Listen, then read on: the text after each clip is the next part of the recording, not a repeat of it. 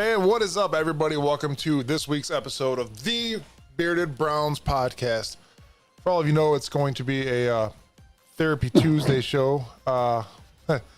We weren't expecting, but here we are. We got a good friend of mine, a special guest, Sam LaCavera, with us today.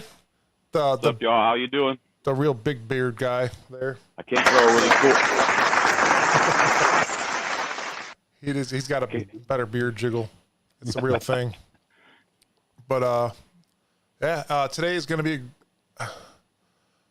a good show with lots of bad stuff to talk about.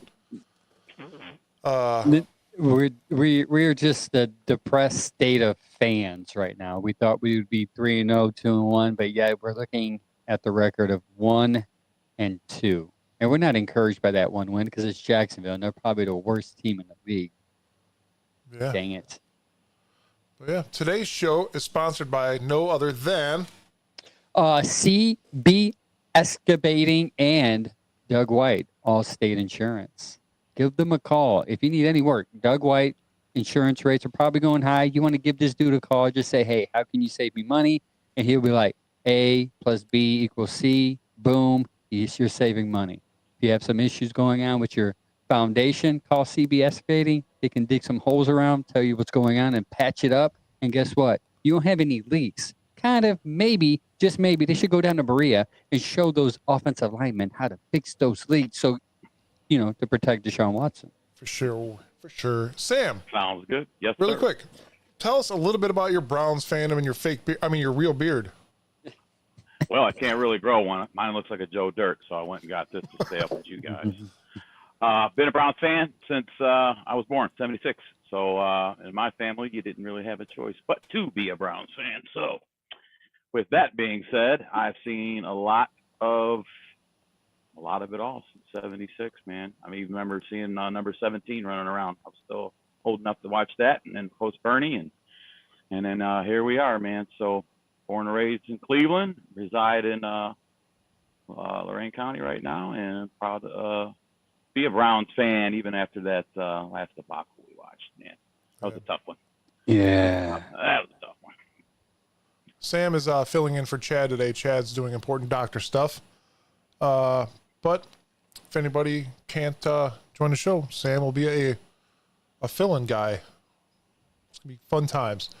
But yeah, let's get to it, guys. Breaking news. Not breaking anymore, but yeah, breaking news. We suck. Jedrick Wills got injured again. And I believe it was two plays later, James Hudson got injured as well with a shoulder injury. And then Myles Garrett went down with his feet and legs, and he's day-to-day right now. I didn't hear anything really on Jedrick Wills anymore or Wyatt Teller. So, Wyatt Teller, isn't he might hit the IR? Oh yeah, he's going to be. He's at least 4 weeks. Yeah. Could be more. Which I don't know why we don't just put him on the PUP list, so it'd be easier to bring somebody in. But that's how I felt. That's how I felt about David Njoku. Is kind of going to the 4-week point at some point, and it's weird that he is not being mentioned to play yet. But maybe against the Vegas Raiders.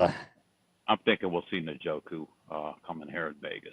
I actually think we need David, even if he's having half a knee. Right. Out there at this point. Sam, get him out there. What do you think about all these injuries, man? Well, this early in the season, injuries are never good. This early in the season, being this early as it is, this offensive line was already struggling, and to watch these guys get banged up like they did last game with a line that was already having some issues makes a bigger issue. And I can't, see it getting better. I don't know how we really fix that, but hopefully some of these guys can come back sooner than later. Like I said, we already know Teller's out for the 4 weeks. Hudson's an average. He's an average guy, and I don't think that big fan of Juwan Jones, but I ain't seen him happy feet yet, and I think some of that is still from his surgery he had. I don't think he's coming to yet. He's still struggling. With that being said, I mean, injuries ain't going to help us on that line because that's where we're having a big issue. To me, right now, is on that line right now. Yes, Angel, your injury woes, man. What do you got? It sucks, and it sucks because you see that the calm before the storm. Usually, when injuries happens because they're getting older, so that tells you either they're older or injury prone. That tells you that sooner or later they're going to have to slowly shuffle this line and fix the issues with younger players, which means if Barry doesn't draft correctly, we may be screwed for another 10 years. So that's what I see. I see the older guys getting injured. I see hopefully these younger guys stepping up. Not a big fan of Hudson, but hopefully he gets better and comes back to the line and plays better than what he has been. I am a big fan of Zinter. I'm hoping that I think he will. He had a good half a game last week, and I think he'll adjust, and I think he'll play well. Roger Atkins on YouTube says, missing Bill Callahan, and we're going to touch base with that some more later, but it's not, I can't blame it on Andy Dickerson just yet because of the injury aspect of it all. That's a huge part of it. I mean, there's no helping that no matter what coach you have. And another thing I want to touch base with is fans that don't understand how injuries work. It happens. It's the NFL. People just get over it. I mean, it sucks. Look at San Francisco. They have CMC. I mean, that dude has to go to Germany to figure out how to fix his foot. Yeah. I mean, did they expect that? No, I heard rumors that they did. They just weren't being truthful. But, I mean, it happens. It's around the league. It's a bug going around the league, man. Cincinnati's offensive tackle just went down last night. I mean, I felt kind of bad watching Joel have to kick out to that left tackle spot. I did. I'm like, I did. Man. I'm sorry. Yeah. I thought you said. I thought you were talking about Joe Burrow. I thought you said. No, when they had to kick out Joe, but they're running out of chess pieces up there, man. And I'm like, oh man, come on. We will get to that, but we do have the good. Not that there was much, the bad and the ugly of the game. The good, obviously, the first 11 seconds of the game, which gave every Cleveland Browns fan some high hopes. Like, we got this. This is our game. This is taking over momentum right in the beginning of the game. I'm going to play you the quick 11. Well, it's more than 11 seconds, but it's 11 seconds into the game where this has happened right here. We'll get things started with the dynamic kickoff. Eric Gray takes it out of the end zone. Lost the football. It was knocked loose, and the Browns have recovered. They start from the Giants' 24. Deshaun Watson into the end zone. Touchdown on the first play from scrimmage, Amari Cooper. And that's it. I know you couldn't see that, Sam. I'm sorry, but okay. That's okay. I watched it. I posted that yesterday on all our socials. But the most electrifying 11 seconds that we'll see in this Browns season. It seems so right now. The 24-yard pass to Amari Cooper, which we're gonna get on him more as well. It was awesome, electrifying. I'm in my buddy's garage. We're all having a good time, man. Having some pizza and some wings, and that happens, and everybody's in high gear. Like, we're all happy. Like, yeah, me and Angel are texting. Man. And then the next play, a couple plays later, interception, right? And you're thinking, gosh, this game is about to get out of hand. And as the defense is, throwing up their drumline dance routine, there's a flag. And you're like, it's not our night. It's just not going to be, because it's going to be on us. Every flag is on us. And it just went down from there because Daniel Jones got his confidence back and he just started darting. But we'll get into it. But yeah, it was horrible. Horrible. It was. Like I said, the crystal ball was looking really good there in the beginning of that game. And I was on high hopes. And then, we all watched it. That didn't last too long. So moving on from that. We're going to move on to the bad. The bad. Before I get there, Brendan said, what's up, Sammy? Dwan Jones had a promising rookie season, looking overweight and slow. That is true. They also need to utilize whatever rollout skills for Watson has left. That's a smart man right there, because that's one of my points later. But anyways, the bad. And we're not going to pick on Watson because that's a low hanging fruit, right? Like anyone could put Watson in the bad, right? So you're like Watson, he sucked, he missed some throw, yeah, obviously, right? But the bad for me is what I did not expect. The bad was MJ Emerson. Horrible game against Neighbors. We said it, Mike. Me and you said it. We said stop Neighbors. You have to stop. And that's the only weapon they have. And guess what they did? They didn't do it. That dude went off in the first half. Why? Because MJ, my guy, my Browns crush, horrible play against Neighbors. You know what his PFF score was? 36. You know what? How low that number is, I don't even know how low that number is. I'm not the smartest guy in school, but I've never had a score of 36. Sounds like my bowling average. Yeah, so pretty much. Actually, that would be my bowling average too. But MJ Emerson for me was the bad. He was not. Now Neighbors had a good catch over his head. He pulled the ball away from him, but other than that, he was just dusting MJ all game. That's my bad. I'm gonna before we get to the ugly, real quick. A friend of the show, Barry Shuck, yes, a really good friend of the show, says, "Why does Sam have the best looking beard?" Sam, you can take that thing off now. You guys good with it? Yeah, he can't make this move though. Yeah, you can't do. Oh, I got more waddle. I got more wiggle room, fellas. I got more wiggle room. Yeah, he felt like he needed a beard, but it's good for the first 10 minutes. Get it off. You're making us look bad. There it is. Hey Barry, now who's got the best looking beard? Ta-da. Shout out to Barry. That was getting hot. Yeah, everybody check out Barry Shuck. He is Dogs by Nature. They're on all social media. Really good stories, really good read, really in depth, gets to everything. But Sam. Yes, sir. You want to get to the ugly of the game?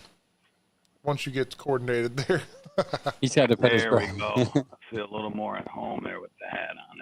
It's warm up. Oh, the ugly. Offensive line. I mean, the offensive line, just the way they were getting blown. It seemed like to me that they were having problems up. They were coming up through the middle more. That Lawrence was moving Teller around like a little doll. He almost looked like a DeJuan Jones size compared to Teller. He was just moving him around. And once they seemed like they might have kind of stopped that right up the gut, that's when they started hitting them edges. And as we all know, I looked up too. We all know they had 8 sacks. That's crazy. I mean, you can't. It's insane. And you can't allow that. You're gonna get that guy hurt. Someone stole a car. Oh no, we have a tornado warning till 8:30, Sam. I'll be good. I'm in a bunker. 17 quarterback hits. Okay, he got sacked eight times, 36 total pressures. Those guys were bringing the heat that first half, and it seemed like there was nothing we could do about it. The Giants blitzed 57% in the first. 57% of the Browns dropbacks, and they doubled that in their last 2 games. So whatever I think we thought their game plan was coming into that, looking at what they did, when you go ahead and you throw that 57% down in them dropbacks, I'm sure them guys were kind of shook going, where are these guys coming from? Why are they coming every time? This is not what we were planning. But you got to make adjustments. Mm-hmm. And I didn't see nothing going on there. So I would say the ugly really has to be that offensive line, and now being battered and torn the way they are, it's not a good scenario for our Browns for sure. That's the way I'm looking at it. And for the record, for the season, in 3 games, you have 16 sacks and 42 quarterback hits in 3 games. That's not a good trend. That is not good, my friends. Not good at all. No, I don't care who you're putting back there. You be Tom Brady. You can't throw from your back. You're always scrambling around. I mean, you got to get them out quicker. I'm not saying part of that's not Deshaun Watson's fault neither, but the way it's been going with this offensive line, I don't care who you got. I was watching this game and I'm going, why does this feel like deja vu of week 1? I mean, it was almost looking worse. I mean, it was just that was the ugly for me. And I do and then with all the injuries up front, Joe Patonio said that he'd never seen 4 guys go down on the offensive line, and that was his first time in any game. How long has that guy been? In one game, yeah. In one game, I want to touch base with something you said real quick, Sam. People were on social media touching hardcore on putting in Jameis Winston and DTR. What is that going to change? What's that? People are like, maybe they're not defending. Sorry,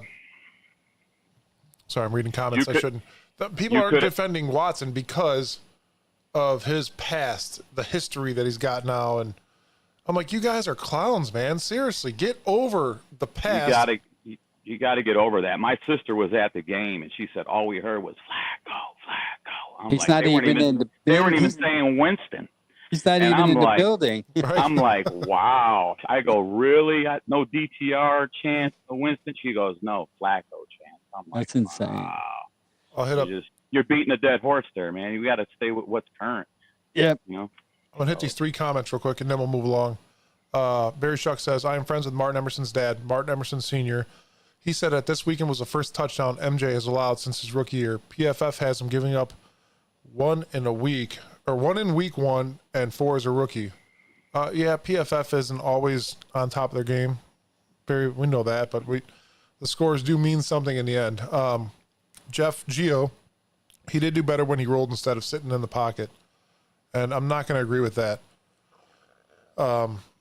We watched Joe Flacco last year stay in a pocket and make big plays happen. But they're different quarterbacks. And there's a different line as well. There's a different coordinator. Everything's different. RA said, we're here for you, Sammy. And Roger Atkins said, we did look better once we rolled him out. We did. And that's going to be the key. I understand everybody wants Flacco. They want the statue quarterback sitting in the pocket, going up and down, moving around, getting that big arm 50-yard passes. I get that. But I personally believe the biggest issue is combining these offenses where they thought they're going to have Josh Allen as a running back / quarterback with what's that guy's name? I always forget his name. Dorsey. What's his first name? It's not Ken, is it? Ken Dorsey, yeah. Yeah, Ken Dorsey.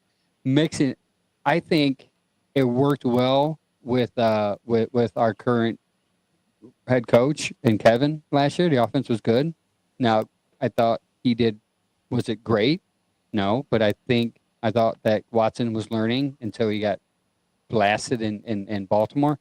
So I personally think there's a confusion going on based upon Dorsey / Kevin's offense and how it should look like, how it's structured. What is our identity? We don't have one. We don't have one because I think they're trying to blend 2 different identities together. So now you have like a horrible blodge of just crap. And if you go back to the Jacksonville, it's not gonna produce anything. It's gonna hurt you more. If you go back to the Jacksonville game, most of that play calling was from Kevin's system. So you're going to have to go back to that, roll him out, and throw it half the field. Hopefully Cooper's down there because that's the only one that seems to know how to catch right now. And design runs. You need design runs, 5 to 8 design runs from Deshaun Watson to keep that defense to stop rushing him. You get 69 yards on the ground, rushing ain't helping nothing either. And no, it's really not. But the line, that's where the line comes in. You got to create holes for this guy to get through. Let's move along. Offensive game plan and execution was poor. Both sides of the field for the first half. Defense looked horrible. Yeah, defense looked horrible. Offense looked horrible. Obviously, there was a couple good plays. We were moving the ball for a little bit, and then nothing. It just fell off of the table. It was horrible. Yeah, I mean, it was weird to watch because you saw it right away. Like, Minister's not going to have time today. He's just not going to. And as the game went on, as he got time, in the back of his mind, he's still thinking, I don't have time. So a lot of those plays, specifically one to Elijah Moore on the right, he overthrew him. It's like, you had time, but in his mind, like, people was like, you have time. What are you doing? Like, but for 3 quarters, you didn't have time. So in the back of your mind, your clock is ticking. I have 2 seconds to get rid of this ball, as opposed to 4 to 5. Sam? Yeah, man. I mean, I see exactly what Angel's saying too. I mean, after that blitzkrieg they put on him in the first, they kind of eased back off of that. I didn't understand why if the Giants would have blitzed even half as much as they did in the first, he'd have been sacked 12 times. And then, like you're saying, you're trying to reset your clock. Like, well, where are these guys at? I'm not running for my life right now. Then you got to get your whole head into another aspect of the game. Yeah. I'm a big fan of when something's not working, you got to start getting them small dump offs. You got to get, a nice little slant.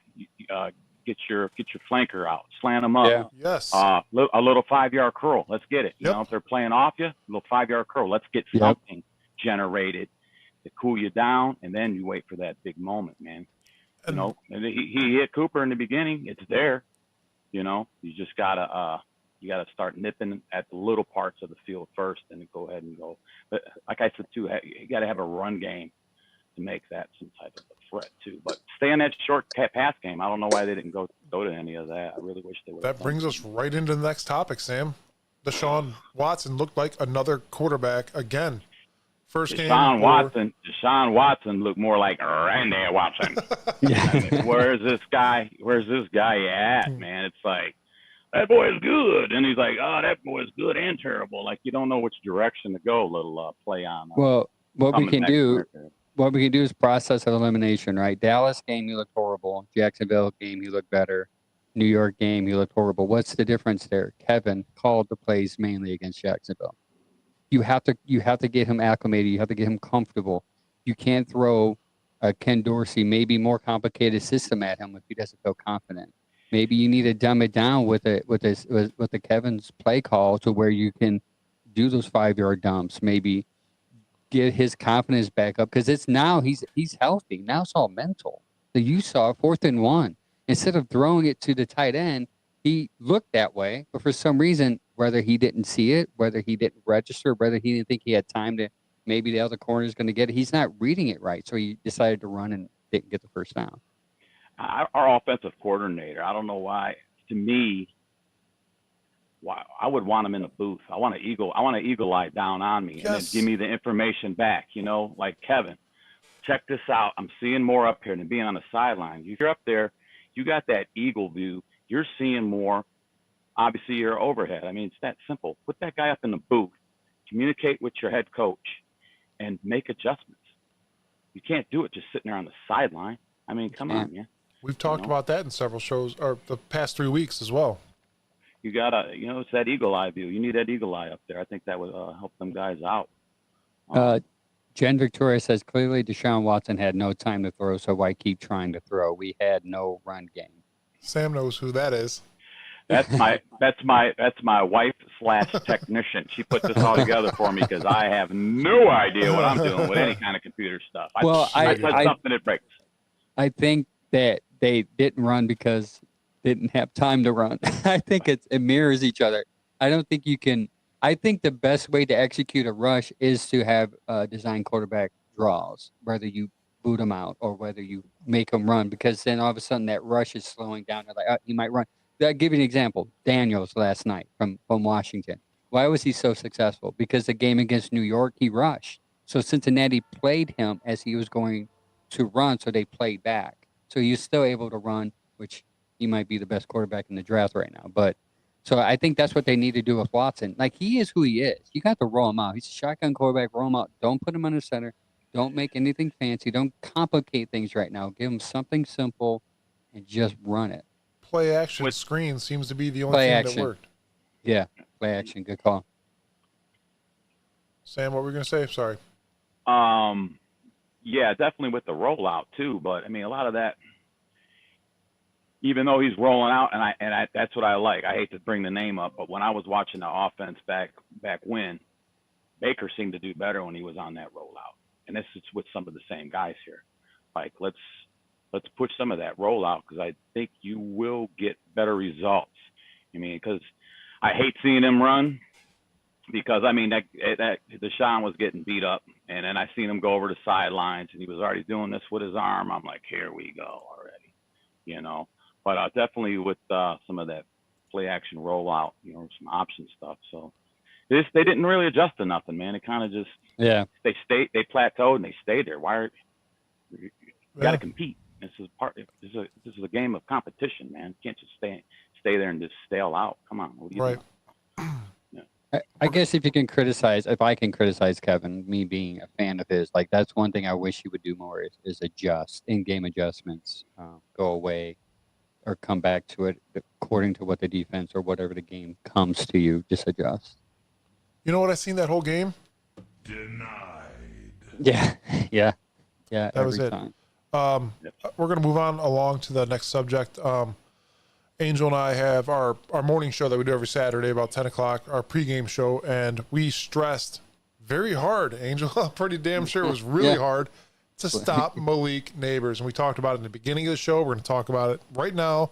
We talked about it Saturday. That was the biggest thing. The guy threw to Malik Neighbors 18 times in the last game out of 27 of his passes, I believe it was.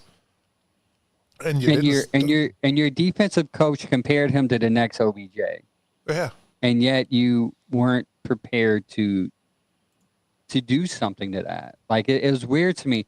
And I remember, and I told you guys this earlier, like I remember like in the first quarter and a half, I'm thinking like, man, they're going to have to put board on this guy because MJ just seems for some reason every corner has that one guy that just gets him in every game. One corner has that one receiver just dogs him every game. And it just might have been MJ's bad day, unfortunately. But yeah, Neighbors. I even made a reel about it. Look on our Facebook page and our YouTube. I said, stop Neighbors. And it didn't happen. Guys, this is how dedicated we are. Me and Sam are sitting in the middle of a tornado warning right now doing the show. And all my neighbors texting me. Hopefully the power won't go out. So Malik Neighbors, you seemed like that was the only guy's name you heard the entire first half. 8 receptions for 78 yards with 2 touchdowns. It seemed like a lot more than that, but it was enough to punish the Browns and make them look bad. Ward was locking them up once they switched. I think Ward was locking them up. He wasn't. Emerson was just getting scorched, man. And I don't know why, like you said, Angel, like why did they do that sooner? You know, let's get if we're getting blown out over here. Let's just switch it up, and not for every down or maybe a series. See what happens. You know, right? You Angel, know, are you logged in the docs? No. All right. No, you're good. Giants scored 0 points in the second half. We're going to move along to the second half. Scored 0 points. What could we have done different besides putting Ward on Neighbors to get in there and score more points? What could we done to score points or let them not score points? Well, we didn't let them score points. Okay. What you should have done in the first half is what you should have done, what you did in the second half. I think they overshot. I don't know why they didn't put their best corner on their best receiver. That's confusing to me. Me as well. I don't understand that. Why we all know Martin Emerson is good. Yeah, he's good. But like for me, it's like, why am I going to put him on the number 2 when he's Neighbors is? You've been saying it all week. Neighbors is going to kill us. Like just plan for that. But there's no Neighbors 83 on your PFF score, and it could have been a lot worse if they wouldn't have done that because Ward had the best PFF score of all the corners at 77. So, and he locked them down, man. There are times they try to go to him and balls are batted or overthrown. He played them well. Yeah, I was not prepared for what happened. I actually thought we was going to win. We were 7-point favorites, man. 6.5. 6.5. Yeah, 6.5 point favorites going into this game, and we just. Especially what we all witnessed in that first 11 seconds, man. You're like, this is about to be this is what we needed, that breakout game. And you know what's really important too, man. 8-1 last year at home. Now 8-1. And now we're 0-2 at home. You're already putting yourself behind that 8 ball. Yeah. I mean, you want to win. Everybody, you want to win all your games, you know, at home. But absolutely, you're already 0-2 at home. You know, you want to try to split your road games if you want to have any kind of playoff contention. So. That's rough already starting out at home 0-2 on your turf. And I think, again, at the same time, the only second half adjustments we made as a team was the defense. I did start seeing a couple more screen passes being thrown to Jerome Ford, and they seem to work. Play action screen, just little bump and runs. That's another thing we don't do. We don't do chip blocks in the backfield and confuse everybody, then run our running back out there and get them for a quick 10 yards. You know what I mean? That's why are we not doing that? Yeah, well, Jerome Ford did bust off that 24-yard catch and run. That was a screen pass. Yeah, from the screen, and that was an effective one. I was thinking like, well, we actually did a screen pass that worked. Yeah, busted off for 24, man. It's tough too though, because like the interior running game wasn't doing nothing. It just seemed like you were getting clobbered up in there. I mean, we had a total of 69 yards rush. I'm not sure exactly what Ford had rushing total for the game, but I know Watson, he broke off like a 10-yard run too. So I mean, combined though, that's hard on the ground. 69 yards, man. It's not going to open no play. It's not going to open up no passing game. You got to have some kind of run game to open that up, man. Yeah, Jeff Geo said they had several opportunities to win. They just couldn't clinch it. And it's true. We had opportunities. Ford fumble while they were driving. Put that on the quarterback or Ford, whatever. They should have just been an easy handoff. And they were driving, and they had all that mojo. And I felt like that was going to be the drive that sealed it, but it killed it. Again, interception called back because of Newsome and more penalties. I don't even know how many penalties this game was. 8. Yeah, it was. Hold on, I got it here somewhere. That seems to be our average. We average about 8 a game. 8. Last week was 10 for 100 or 12 for 100 yards. Yeah, that's missed opportunities, man. Like that just kills you, puts you behind the chains. Like every play, positive play comes back. Like you get an interception. Finally, what happens? Flag, and then they come right down and they score right after that. My daughter's calling me. I think she's driving home from work. You guys continue to talk. Mm-hmm. Yeah, we're good. Got it. I want to make sure we're not in the middle of a tornado. Also, too, like toward the end there, while they were driving in the last couple of drives, you just have Watson only looking for Cooper, which is a huge issue, right? Because it's like, well, the defense seen what you did with them, so they're like, watch that duo over there. If he's going to keep throwing to Cooper and just lock everybody else up, and then it's game time there. By that point, I mean, you gotta look for others, man. I mean, he did have some errant throws. I mean, but you can't put all of this on Watson.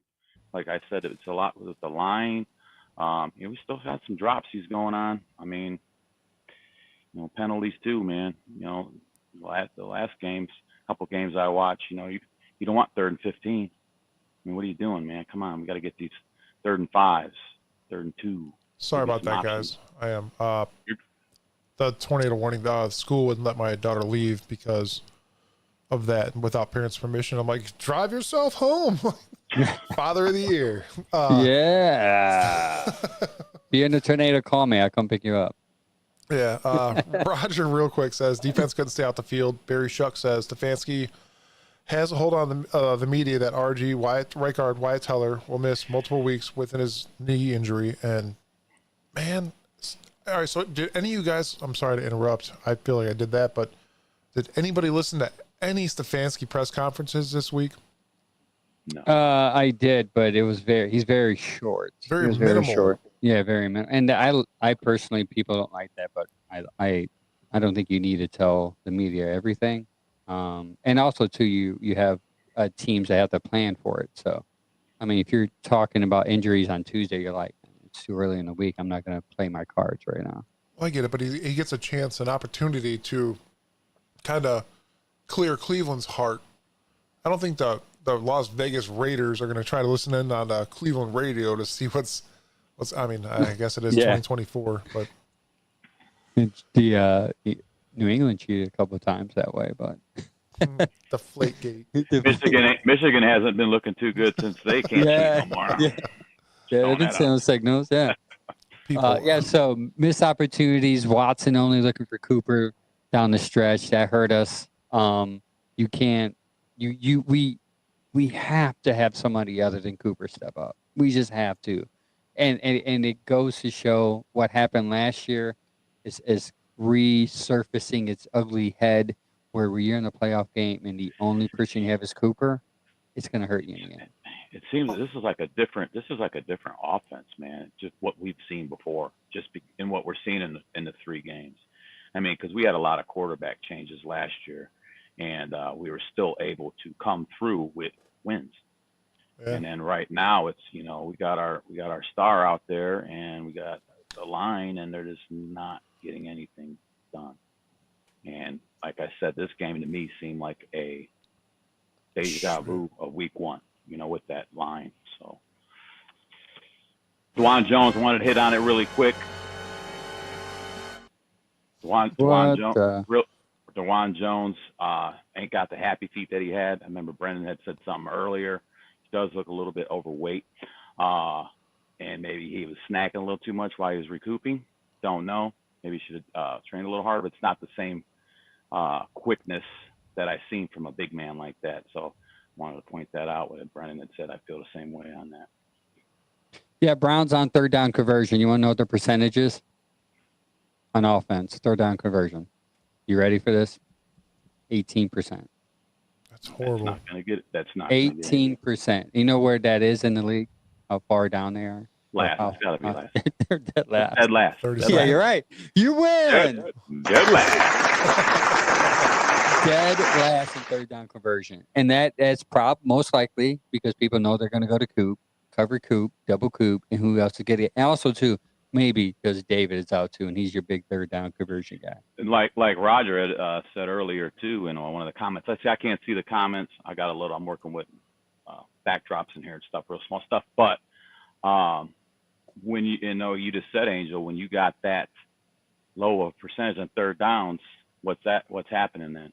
Offense is getting off the field, and the defense is running back out. Tired. Yeah. They're wearing them dudes out, man, early. And that was their game plan. We had no game plan, it seemed. Our game plan was to get out there and play Cleveland Browns football and win a game. And that's been our motto since week 1, just win. That's all you got to do. This isn't college. We don't have to go out there and beat a team by 60 points. It's the NFL. You are at the elite top, and all you got to do is win. At the end of the day, a win is a win. A win is a win. And when you're getting off the field at third down right away, not converting, you know what that does to it? You score less points.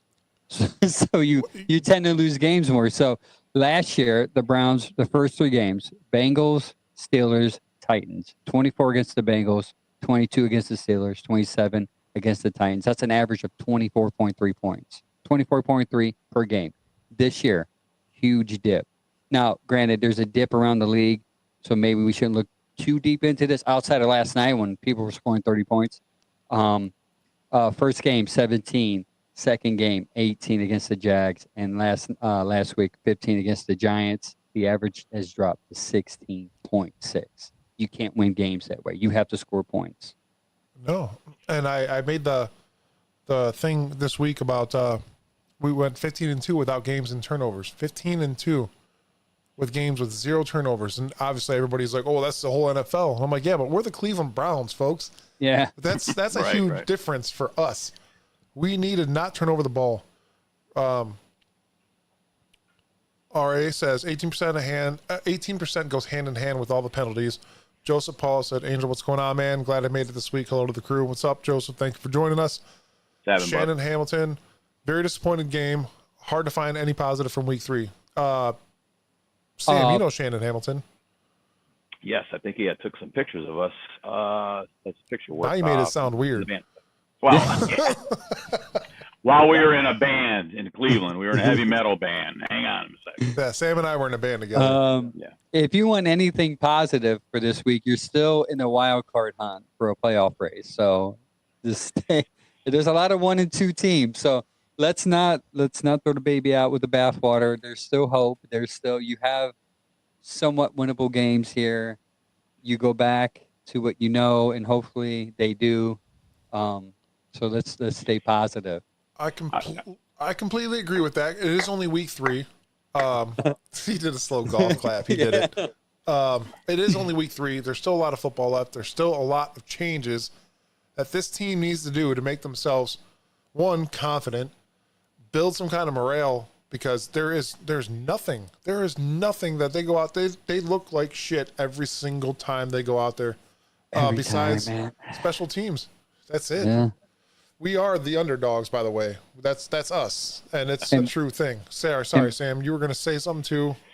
Well, I was kind of getting in there with that, man, because these next 3 games on the road are, at this point, the way things are going, to me, in my eyes, is crucial, because we've not always played so good on the road, and I'm not putting the baby in the water yet, neither. But you put babies in water? Well, Angel had made a reference earlier. Oh. So, I mean, going on the road, man, you're going to have, hoping you can get 2, because you're already, like I said, you already dropped 2 at home. You're behind the 8 ball at home, and going out on the road here, I mean, Raiders, Commanders, Eagles. When I was looking at my crystal ball, I had us mixed up with Dallas. Dallas was going to be a close game, but we could probably win. Jacksonville should have been a win. Giants, in my heart, should have been a win. For some reason, I was like, oh, man, Raiders are kind of being weird. They might pull something out. And our next big heart game would have been the Eagles. But right at this point right now, I mean, everybody's looking hard to beat with the Browns. What we got right now. Yeah, and the good thing is, another thing is that we have to remember is that the NFC losses are bad for record standpoint, but you really need to win the AFC. Any AFC team head to head, when it comes down to tiebreakers, if you win the most AFC games, you win the tiebreaker for any type of playoff opportunity.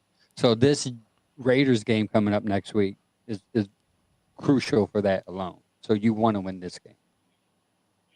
I mean, I like this. I'm thinking like these next 3 games, man, this might be some type of dictation. What we're going to see what they do might make a clear picture of if we got any hopes for this playoff run. And they're not hard. They're beatable. You know what I mean? Yeah. And I know we said that about Dallas. We said that about the Jacksonville, but they are. The thing is, like, I think Gio said, is like, we've been beating ourselves with penalties. We have to clean things up. Now, the offensive line is scary, but I think you can patch it up enough to maybe go 2-1. You don't want to go 1-3. You kind of want to go 1-2, worst case. We talked about it before, where excuse me, the defense and offense last year seemed more disciplined, and this year everything just seems like it's in shambles. Stupid pre-snap. They're all pre-snaps too. It's nothing like post-snap. They're all pre-snap penalties, just stupid penalties that could be completely avoided. Is there a wrong count for the play every time? What's going on? Something is going on in that huddle where something is not understood. Yeah, and now you kind of wonder, like, what the new offensive line coming in, a couple of players here and there, are they going to gel? They're going to be more of those miscues before the snap, because they haven't played together. There's going to be Zinter. You're going to have a different guy on the other side now. So it's like, we'll see, man. We have to tighten it up. We're going to find out. That's what we're going to do for sure coming up with this Raiders game. We'll see what kind of adjustments are going to be made on that line and how those guys are going to gel together. Agree with you there, for sure. Also, too, like, let's bring up the elephant in the room, where you had Watson moving the ball, and he had. And this is why people, like, when people's like, Kevin's not a good play call, I question. It's like, come on, man. Like, he draws up plays, and sometimes it's weird, but there's other plays more than likely that it's there. Like Tillman, he was open. It hit him in the numbers between the 1 and the 9. That was a first down.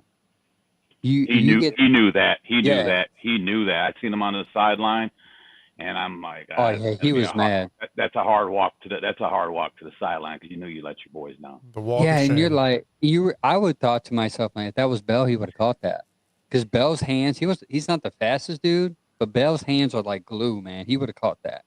But Tillman, man, that's one of our guys that we kind of liked early, but it seems like whenever he gets opportunity, he's just a ghost. It's like he's on the field, but you don't see what he's doing, or he's drops the ball. Is he a check down guy? Your last guy? Man, you would think with that body prototype, like he can be that deep threat that we've been wanting, but I think I'm starting to be like, man, when are we going to call up Mike's guy? Thrash.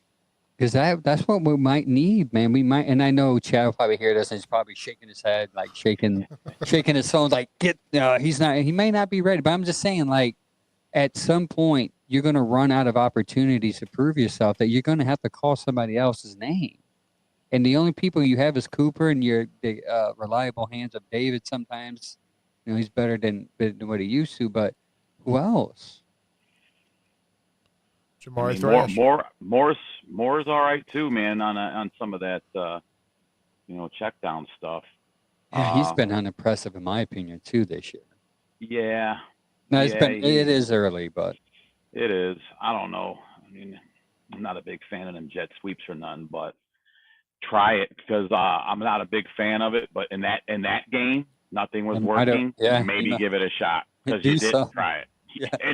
And it might have blew the doors off. Wow, they did a jet sweep and it went for 40 yards. They did a jet sweep with neighbors. I'm not a fan of that. I'm not a fan of the wide receiver screen pass. Some guys. I don't like that either. Yeah, they get in there too fast, man. You get guys hurt like that.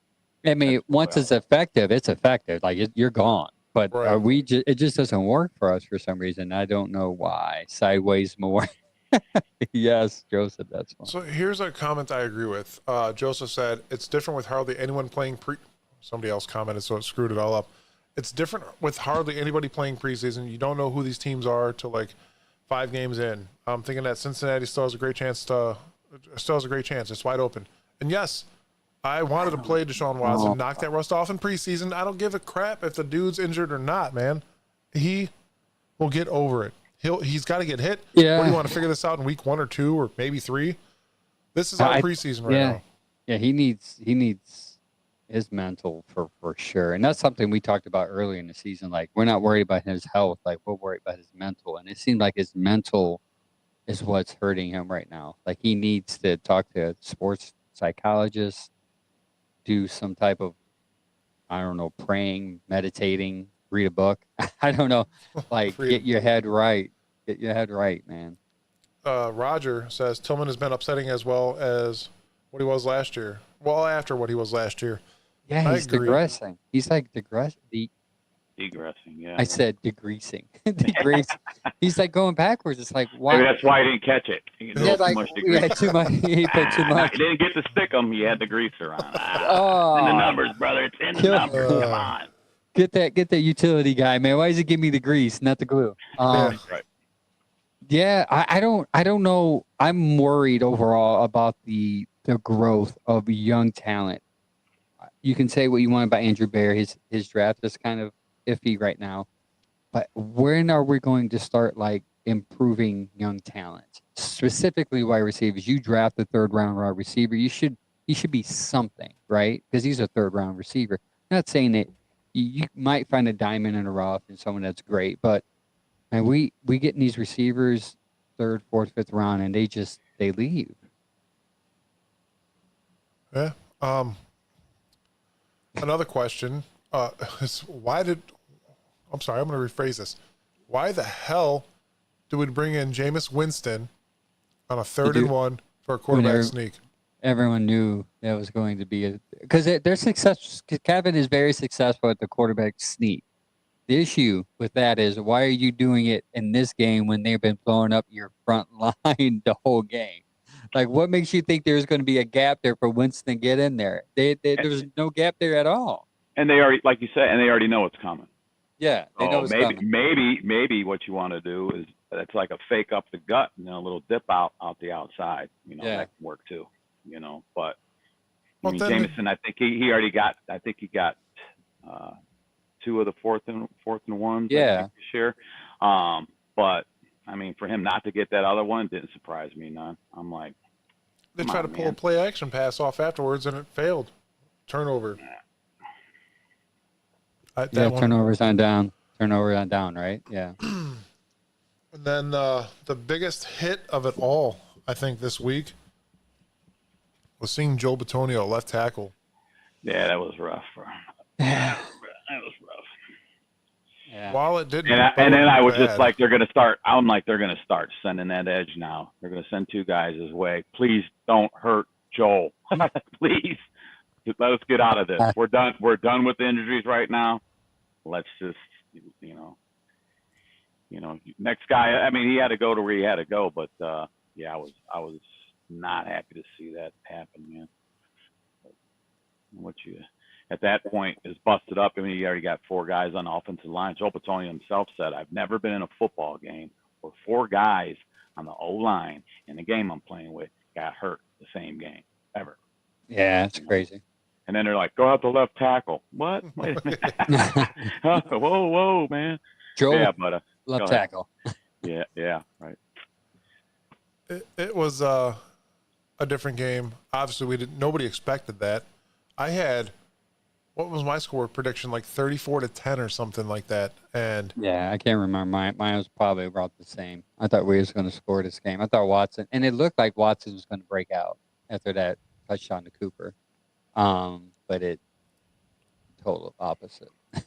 yeah, there's trouble in the land, folks. On offensive line is a key ingredient to.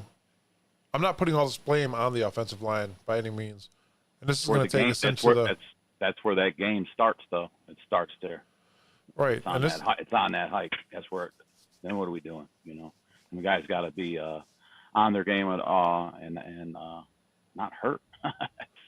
We got a really hurt. We got a real hurt line now, man. And that takes us into the media break, the media take. Everyone is clearly not believing that the Browns, the hype could be real, but they don't understand it with this gameplay. It was the defense, the quarterback, and the offensive line that was rough. I'm going to use the old term. There is no I in team. There's not. Football is a team sport, and this game was very, very disappointing. And there are some things that need to change, whether it be obviously everybody knows that we got a whole new coaching staff. You got offensive line guys, running back coaches. Everybody's different this year. So I understand, knock the rust off. You guys should have done this in preseason. But now we're 3 games into the season. I gave Deshaun Watson 3 to 4 games to get ready and show us what he's worth, because he's considering himself still elite. You can't do that with a piss poor offensive line. Yeah, you can't. Can't. And I mean, at this point, we got 3.5 years of Watson too. I mean, and he's had his struggles here and there and everything else. But I mean, you already know you're not getting what you had when you got him when he was in Texas. You're not going to get that guy. That guy's done. That guy's gone. But he's still a contender. I think he can still do. He can poke him with a stick. He can do something, but you gotta give him some protection, man. You can't play off your back. You can't play running around like a chicken with your head cut off. It's not gonna work. Yeah, I agree. Man, I still believe in Watson. I'm not as a believer as I was in the beginning of the year, but there's some things that I'm concerned about. And I don't think it's just him. There's some other stats that you can throw out there. But Joseph said, we talked about that same question. Why wasn't Ward on Neighbors more? Basically, why wasn't Ward on Neighbors in the beginning of the game? Because he was on them in the second half, but not the first half. But yeah, Watson needs to get right, man. Hopefully his mind gets right and we're actually good enough on the thing. In Ohio Country said, first time watching. Can you guys take a moment and tell me about you guys and where you're doing the show? We're all like Lorain County-ish, California, and Strongsville area. Yeah, Strongsville area. And we love the Elyria. Browns. But Elyria, born and raised in Cleveland, but I'm residing in Elyria now.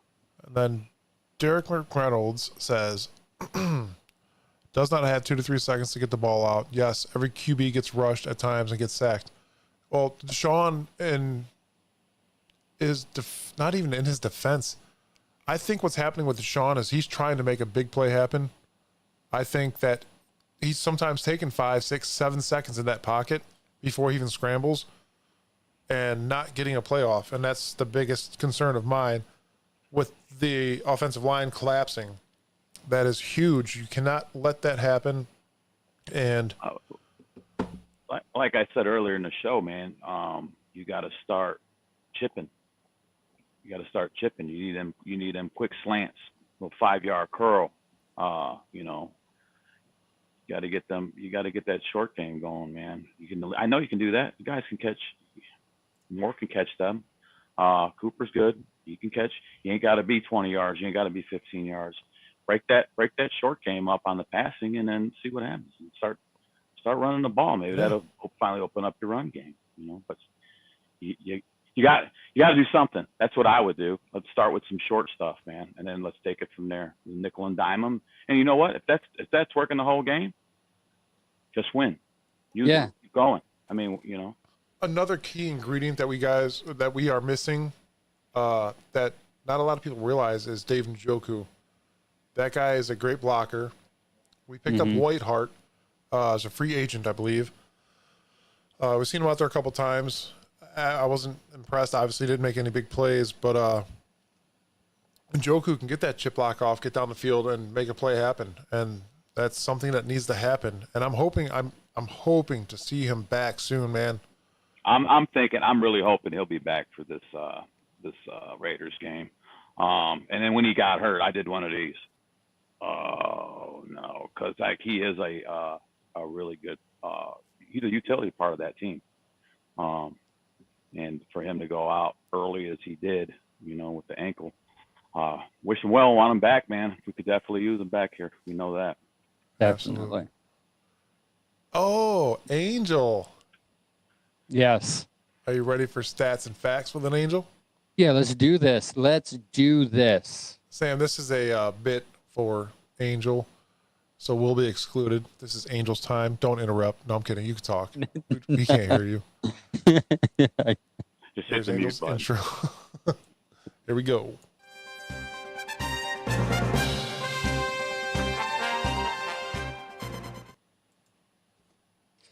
All right, so I'll just talk about Watson not seeing the open receiver, Watson not hitting the pass. Though there's some merit to it.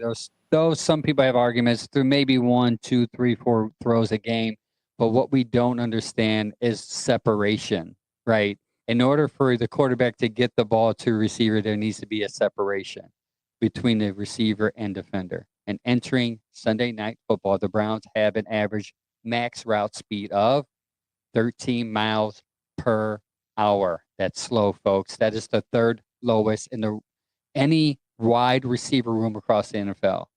On plays in which Deshaun Watson has thrown the ball 20 yards downfield, regardless whether the player was targeted or not, the Browns have averaged a max route speed of just 14 miles per hour. Entering Sunday Night Football, that's the slowest amongst the wide receiver group on deep throws across the league.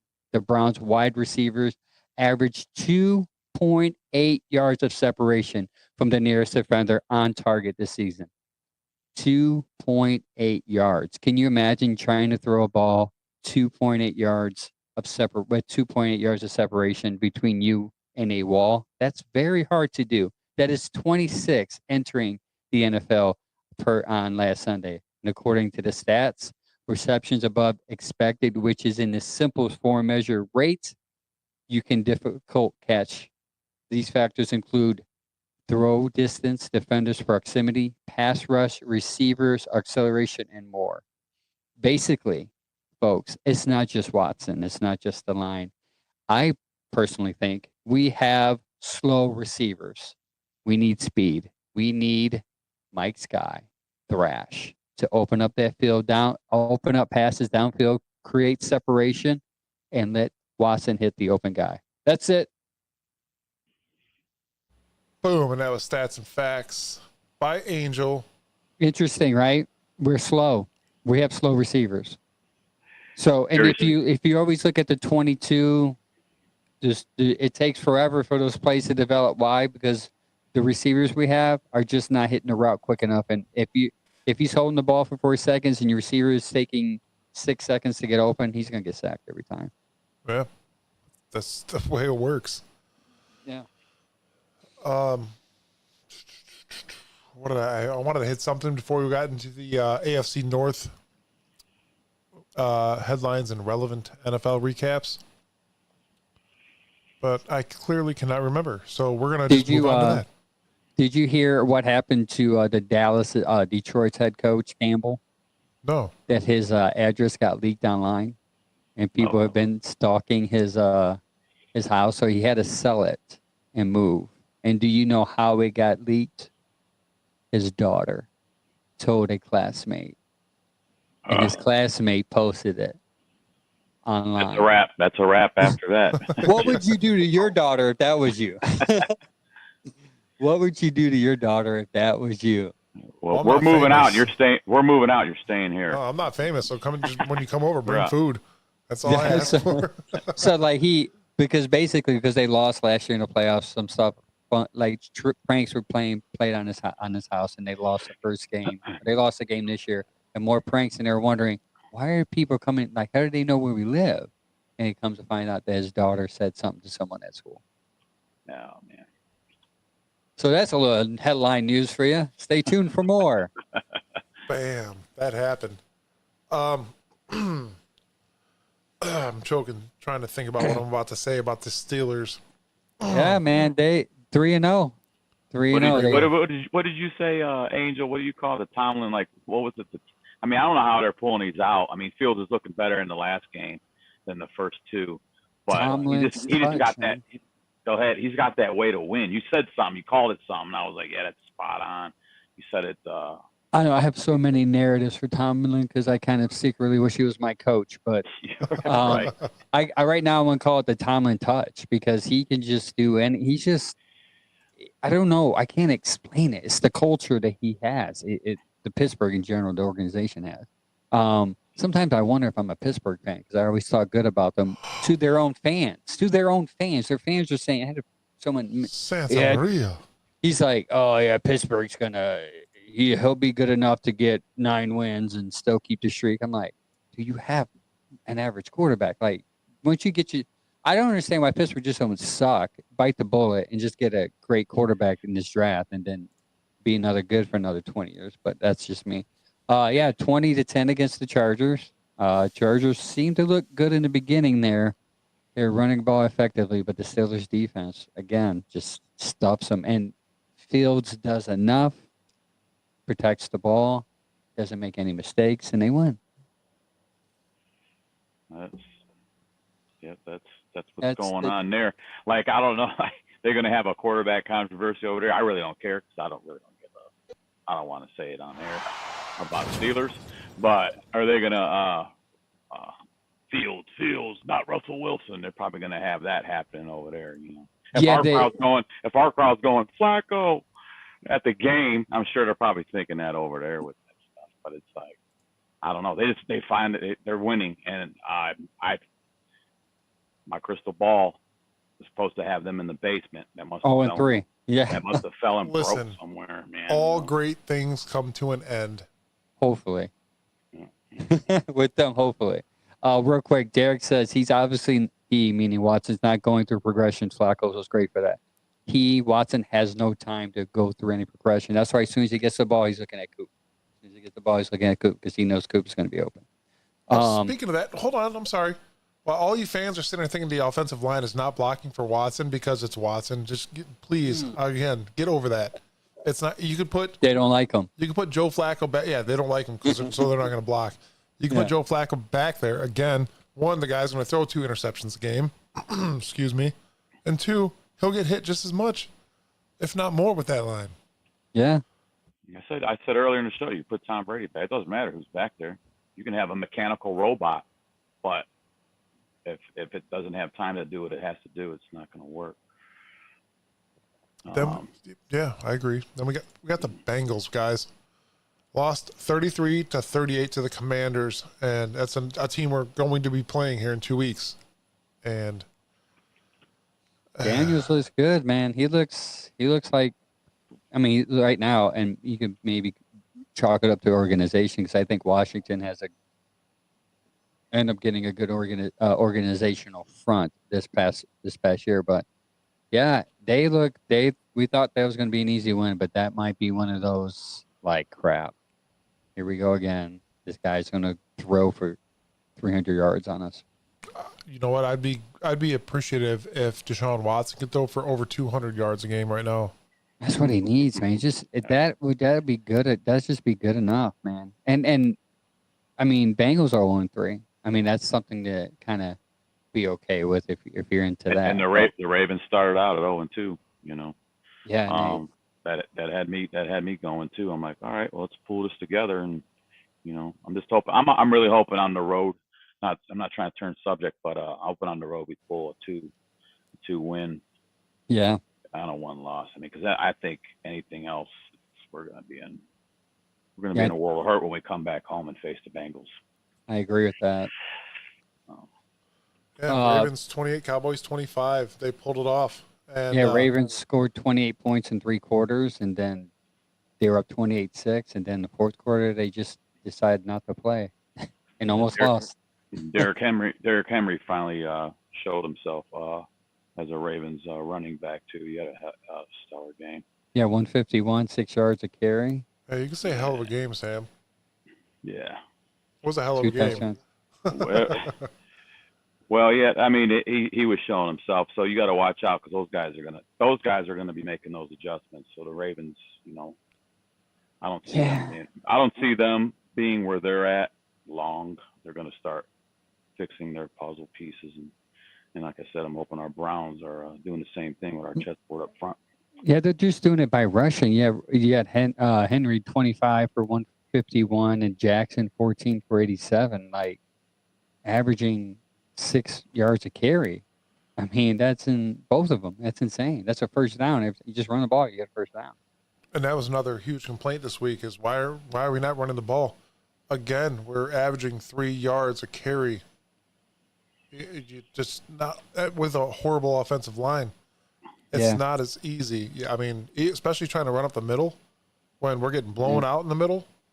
It wasn't working. Nothing was working on that. I don't know. Then what do you go like a jumbo set and then you try to get that going, but hopefully you got a guy on a wide out, you know, a little play action. I mean, like you said, that Joker plays a big part in a lot of that blocking scheme too. I'm not taking nothing away from Akers either. But you need him back. I think he can definitely help with some of the pass protection and also breaking off the line. You know, if he's going to go out for a pass, we're missing that. Yeah, Joseph, I don't want to say Barry's totally ignored the running back need because we're going to see Nick Chubb again this year. I think our biggest concern right now is the offensive line, and knowing that after last year is a thing that we need to really fix. Yes, we got some guys on there that are pro bowlers and everything, and that's great, but they're getting older and older, and that's our issue. They get injured. They're showing their age. And also, too, Ford is, I mean, you didn't really address the running back issue because you have Ford. You thought Ford, and he has. When he has had a hole, when he's had consistency, he's caught the ball at the backfield. He's ran the ball pretty good.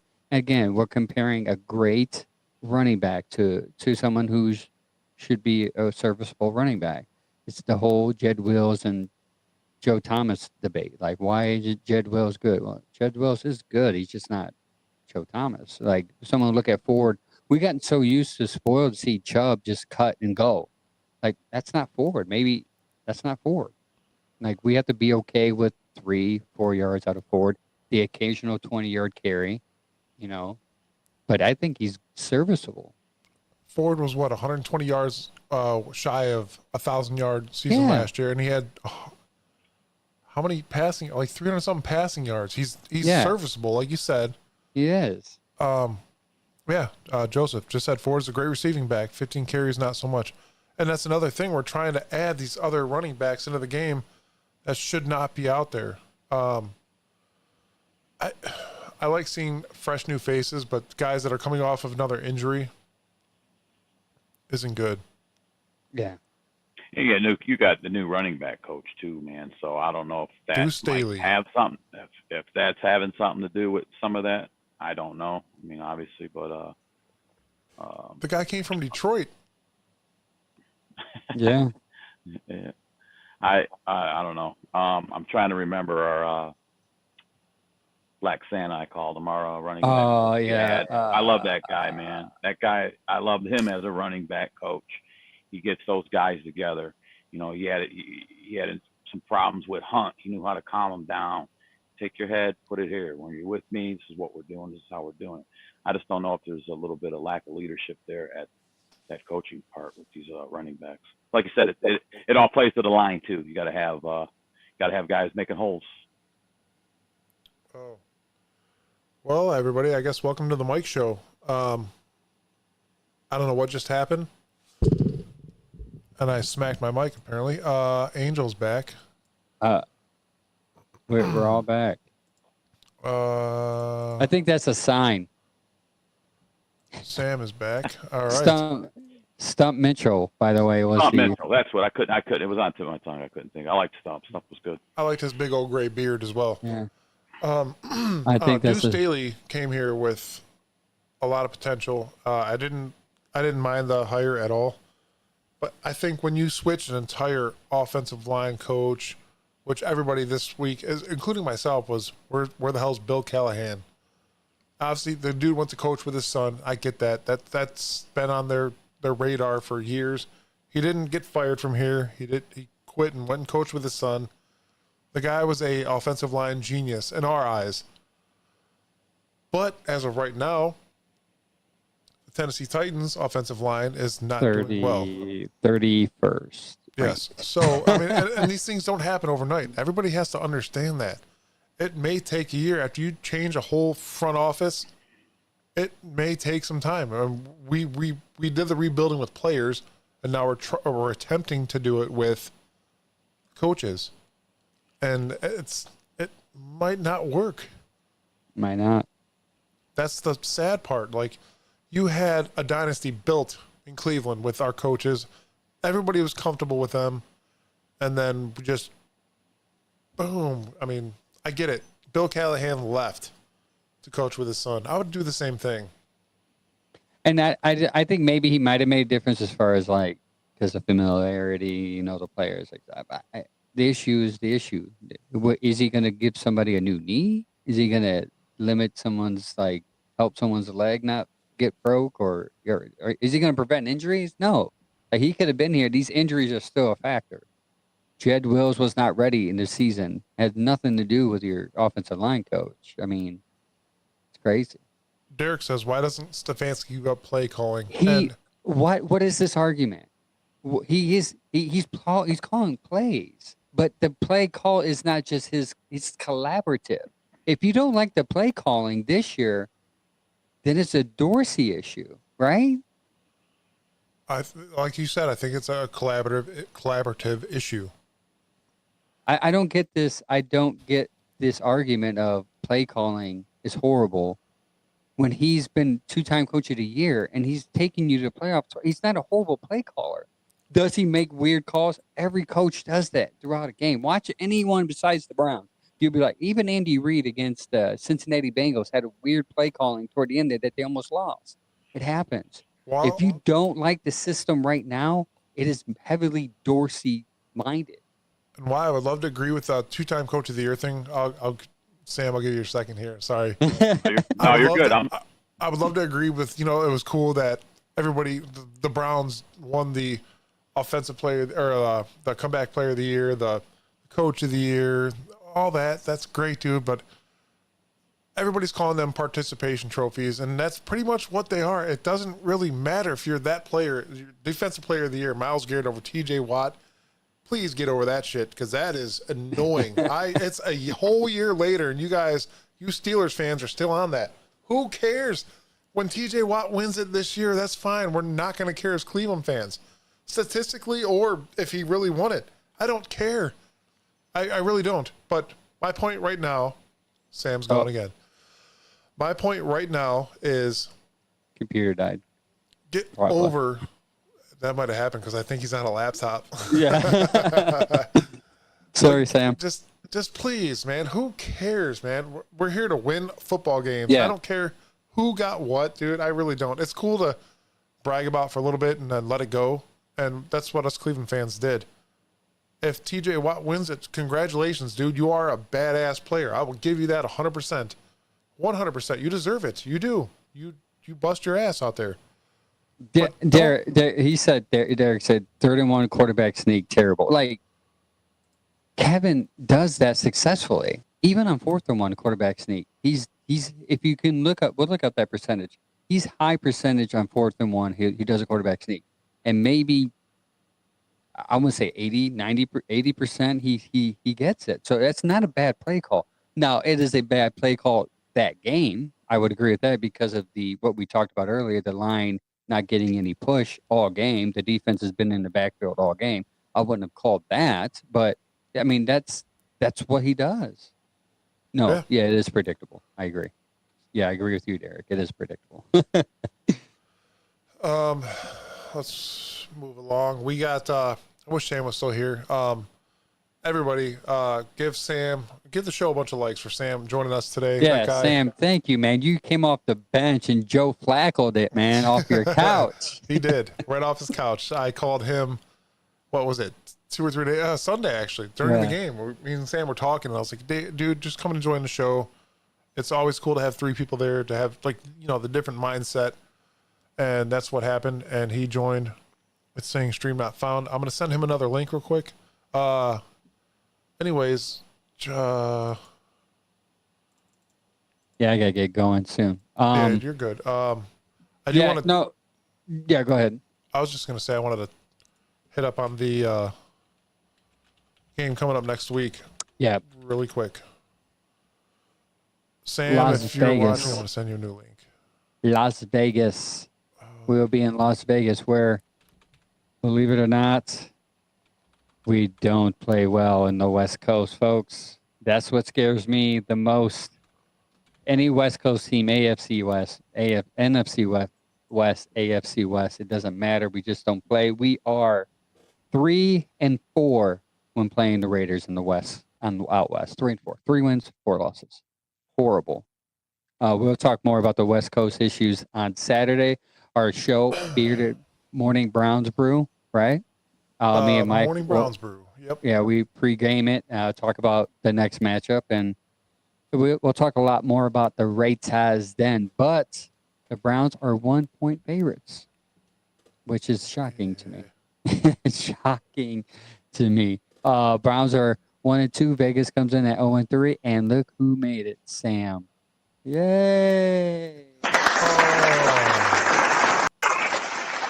Wait. What? I screwed that up. Maybe Angel. You added somebody else to the feed. No, no, somebody random. There we go. Gardner Minshew 0-1 against the Browns, but he did play a heck of a game in Indy, man. When the Browns played him in Indy, he had 305 yards, 2 touchdowns, and 1 interception. That was the game Myles Garrett kind of did a Spider-Man jump and blocked a field goal last year, which was amazing. But I think this is a winnable game. Don't you agree, Sam? Yes, I do. Definitely. Gardner's an average quarterback to me. Yeah, but he's one of those quarterbacks that are average but can get hot and then hurt you. If you give him confidence, he can hurt you. Very so. I'm hoping that our defense kind of dictates some of this game here, and forces him to make some errant throws. I'm smelling some interceptions coming up on this one. Something's giving me that. The corners have to catch it if it's in their hands. That's a good start.